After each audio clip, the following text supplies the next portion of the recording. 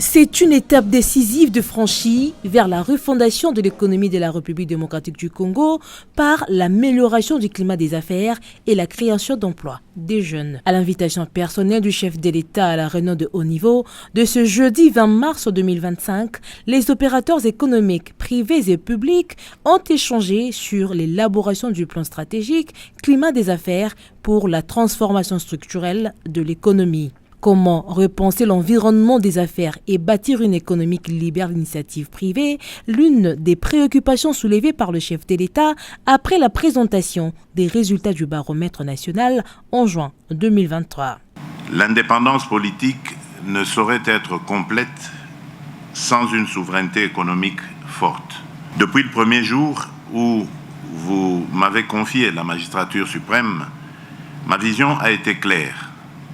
Bâtir une République démocratique du Congo forte, dotée d'institutions solides, au sein d'une Afrique prospère et unie.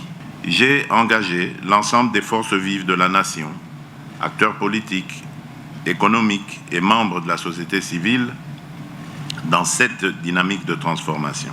Lors de la présentation des résultats du baromètre national du climat des affaires en juin 2023, j'avais souligné l'importance d'un environnement économique propice à une croissance durable et inclusive.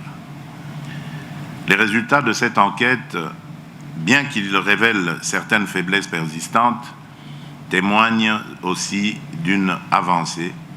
Le climat des affaires est désormais une priorité nationale. L'élaboration du plan stratégique pour la transformation structurelle de notre économie s'inscrit dans cette dynamique. Il repose sur différentes conclusions, entre autres celle du baromètre qui identifie les préoccupations majeures du secteur privé et une volonté claire d'accélérer les réformes et d'apporter des réponses concrètes aux attentes des investisseurs et des entrepreneurs. C'est pourquoi notre plan stratégique du climat des affaires devrait être un levier pour faciliter la création d'entreprises, notamment en améliorant l'accès au financement pour les jeunes entrepreneurs et les start-up congolaises, adapter les formations aux besoins réels du marché du travail pour garantir aux jeunes des débouchés concrets. Malgré les turbulences actuelles marquées par la situation sécuritaire à l'est du pays, le président de la République et son gouvernement, par le biais de la cellule présidentielle climat des affaires, restent déterminés à renforcer l'image et l'activité du pays pour attirer des investissements nationaux et internationaux. Il y a 3 phases dans le cadre de l'élaboration du plan stratégique. La phase de cadrage, c'est clôturée justement par cette réunion de haut niveau du chef de l'État. La prise en charge maintenant, elle est faite au niveau du gouvernement. Je rappelais d'ailleurs que sous la coordination de la Première ministre, le gouvernement, au travers du vice-premier ministre, ministre du Plan et de la coordination de l'aide au développement, a déjà convoqué un comité de pilotage pour voir comment avancer dans le cadre de l'initiative.